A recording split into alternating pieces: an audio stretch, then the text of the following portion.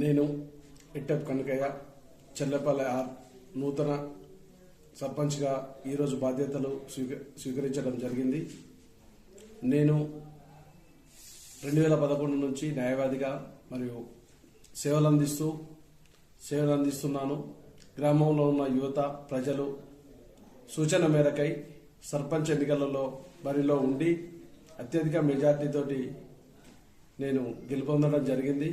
గ్రామంలో ఉన్న ముఖ్యంగా వీధి దీపాల సమస్య, డ్రైనేజ్ సమస్య, మా గ్రామానికి తార్ రోడ్ లేదు, బస్ సౌకర్యం లేదు.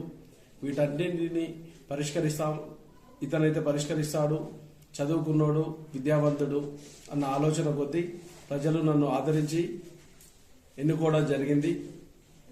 మరియు నూతనంగా మా కమిటీ పాలకవర్గం వాళ్ళందరూ సహకరిస్తారని ఆశిస్తూ వాళ్ళందరూ సహకారంతో గ్రామంలో ఉన్న సమస్యలను రూపుమాపి గ్రామాన్ని ఆదర్శ గ్రామంగా తీర్చిదిద్దడానికి పూనుకున్నాం ఈరోజు.